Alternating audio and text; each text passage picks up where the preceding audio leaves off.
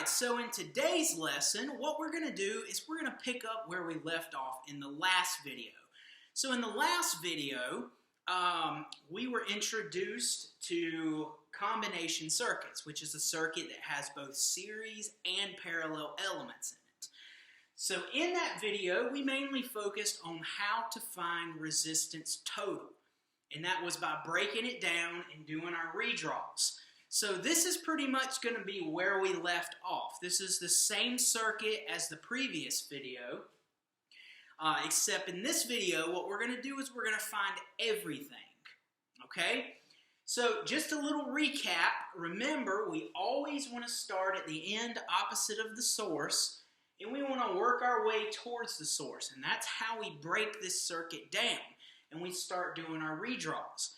And then when we start solving it, we're going to work our way back until we arrive at the original circuit. Okay?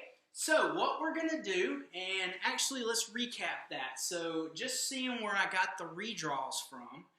So looking at the end opposite of the source, we see that this branch has two resistors, R4 and R5, that are in series with each other. Okay, so since they're in series with each other, we add the resistors. So that's why in redraw number 1, I have RC, which is resistor combination 4 and 5, that is 400 ohms, because 200 and 200 is 400. Okay, then for my last redraw, I looked at what I have, so starting at the end opposite of the source, 400 and a 400 in parallel with each other.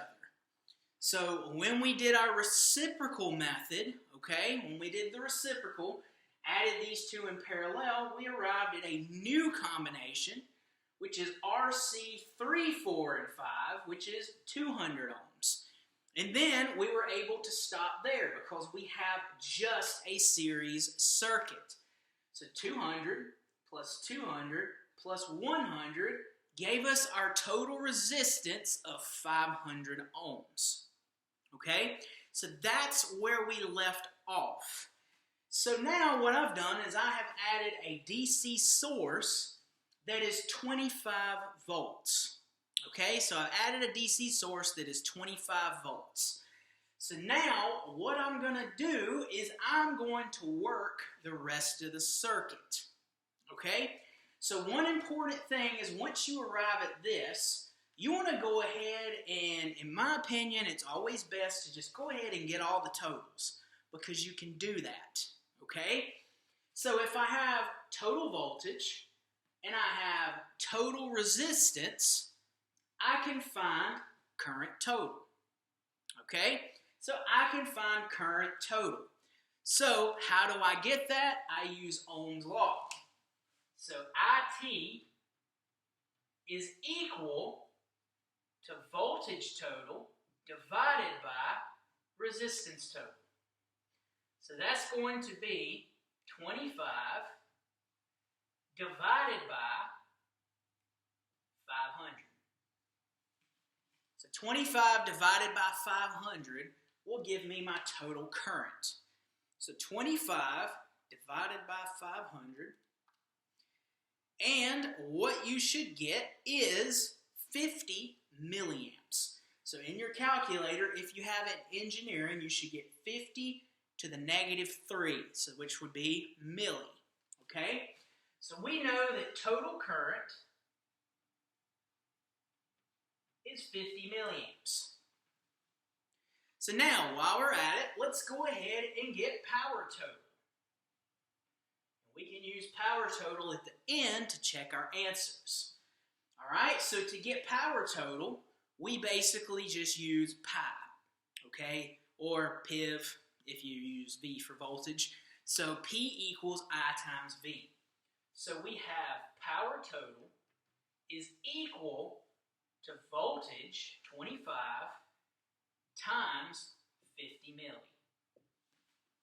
And that will give me my power total. So 25 times 50 milliamps. And that's going to give me 1.25 watts.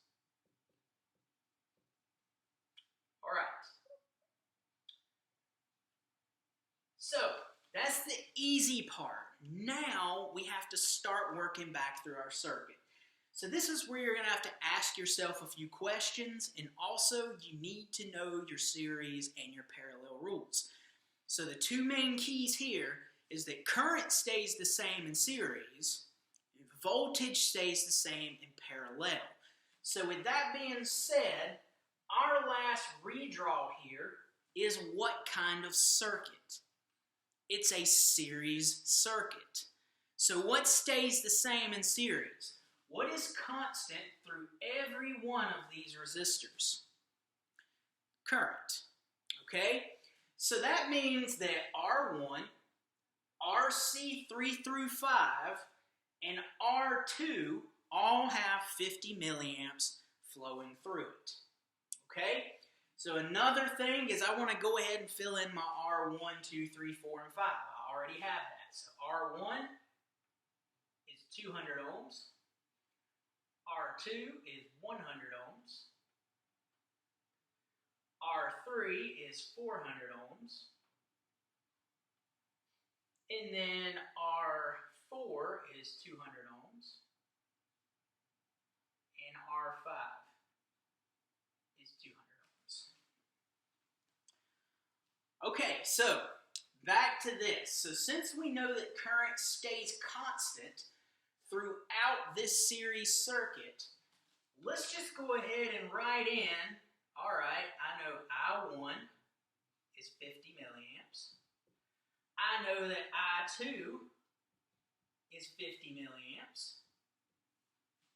And I know that IC here is going to be 50 milliamps. Okay? So, now what I need to do is go ahead and solve for your voltage here. Alright, so go ahead and solve for your voltage. So what we have is to find V1, I have 200 ohms and I have 50 milliamps. So to get V1, it's going to be I times R. So I1, which is 50 milli, times 200 ohms. So 50 milli times 200 ohms. So in your calculator, it's 50 double E negative 3 to key in 50. If you don't want to use the milli, it's 0.05 times that by 200. And I have 10 volts. Okay? So I'm going to go ahead and just kind of block that off there. Alright, so I have R1, I1, and V1. And we'll go back and do power later. Okay? So now let's look at our combination here. Okay? So I have 200 ohms and 50 milliamps. Alright, so remember, you don't really have to do this again because it's the same thing here. So 200 times 50 milli at R1 was 10 volts. So guess what? VC is also 10 volts because 200 times 50 milliamps will give me 10 volts again. So now we have 100 ohms times 50 milliamps for V2. Alright, so in your calculators, 100 times 50 milli is going to give me 5 volts. So let's stop right there and let's check ourselves. We know that in a series circuit, what adds up to total voltage, okay? So we have 25 volts total. So if I have 10 volts plus 10 volts plus 5 volts, what does that equal? That equals 25 volts. Okay? So I've always taught it this way. The rule of thumb is once you fill in one of your redraws, if the resistor is not in a combination anymore, anymore, so it's not listed as an RC. And when we start getting very large circuits, we'll start labeling RA, RB, RC. But just for just to keep it simple, I did C, so you know that's resistor combination. But we can use any letter with these.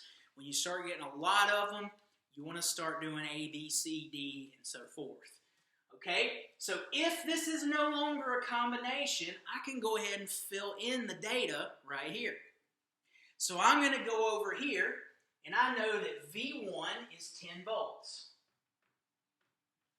I know that I1 is 50 milliamps. Okay, now this is still a combination resistor. So I'm going to let this be for now.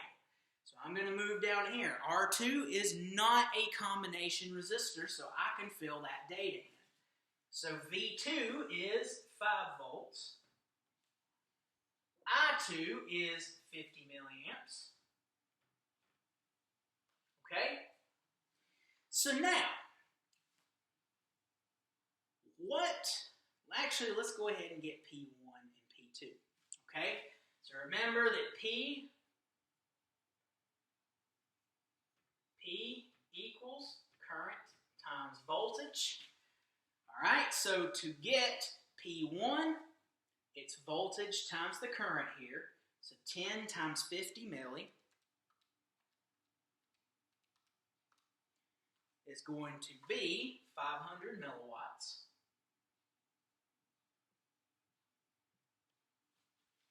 All right, and then 5 volts times 50 milliamps is 250 milliwatts.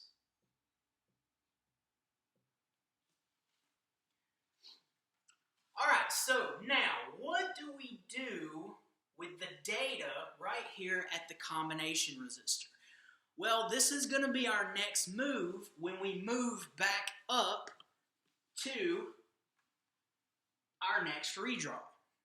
Remember, we're working back towards our original circuit.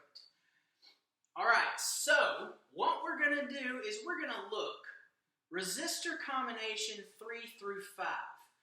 This represents combining two resistors that are in what with each other? They are in parallel. So what stays the same in parallel? Voltage. So I'm going to take this 10 volts and I'm going to bring it up here. So V3 is 10 volts. And then the VC here is 10 volts. So that's always your question. If this represented two resistors that were in series, ask yourself, what stays the same in series? Current. So that gives you a hint at what you need to move up. Okay? So again, RC represents two resistors that were combined in parallel. So voltage stays the same in parallel, so I brought that voltage up. Okay? So now I'm going to find my currents. So I3 and IC. So what we know about current in parallel is that current adds up.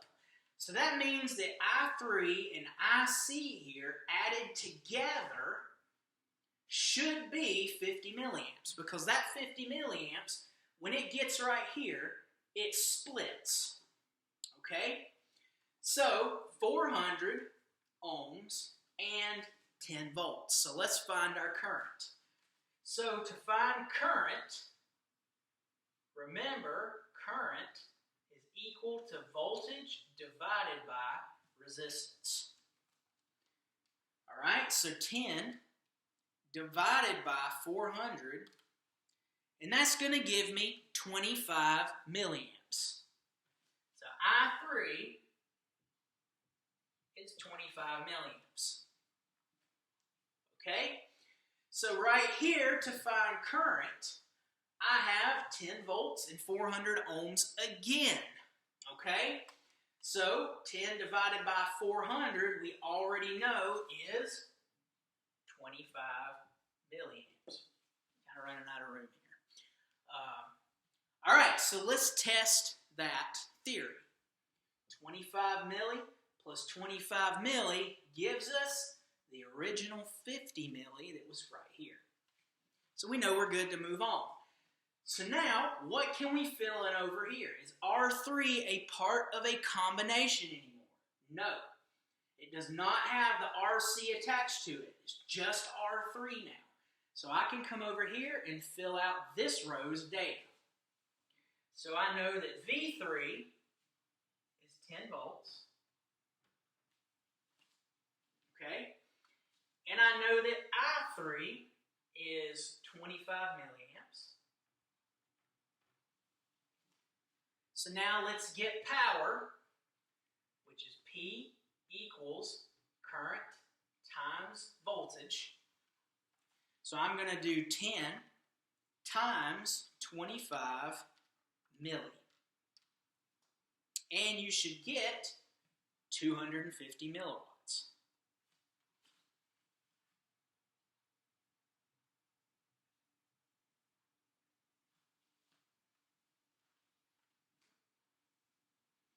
Okay? So now, let's look at this right here. Okay? So RC4 and 5 represents two resistors that are in series with each other. So I'm going to ask you guys, what stays the same in series? It's current, right? Okay? So that means that this current here, I'm going to bring over, so I know I4 is 25 milliamps, and I know I5 is 25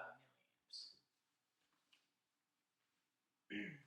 So I4 is 25 milliamps and I5 is 25 milliamps. So again, that's because this combination, okay, is the product of combining 4 and 5, R4 and R5 in series. So current stays the same. So now I just need to find V4 and V5. Okay? So to find voltage, again, voltage is equal to current times resistance. So I have 25 milliamps times 200, and that gives me 5 volts. And then for V5, I have 25 milliamps times 200 ohms again, so 25 milli times 200 is 5 volts again. All right, so now I have worked my way all the way back to the original circuits. Let's finish filling in everything. So we know V4 is 5 volts. We know I4 is 25 milliamps. And then we know that V5 is 5 volts. And I5 is 25 milliamps. So now to get power, remember it's just current times voltage. So 25 milli times 5 is going to give me 125 milliwatts. Now, since this is the exact same as far as my lines go, we know that this is 125 milliwatts. So now let's use power to check ourselves, because if everything is right, that means that P1, 2, 3, 4, and 5 should add up to power total. So I'm going to add 500 milliwatts plus 250 milliwatts plus 250 milliwatts plus 125 milliwatts plus another 125 milliwatts. and I come up with 1.25 watts. Okay? So, as you can see, it's not bad. The key is knowing your rules for series and parallel. So when you're moving through these circuits, when you're moving up from a combination, ask yourself, was this combination a product of me combining the resistors in series or parallel? If your answer is series, bring up current. If your answer is parallel, bring up voltage. Okay? So I'm planning on doing one more of these videos later in the week. So take your time with this, work through it with me. Do some pauses, or just write it back out and go ahead and try to work it on your own and see if you get the same answers. Okay? So again, if you have any questions, please feel free to reach out to Mr. Wilson or me, whichever. Okay? So y'all have a good day. Thanks.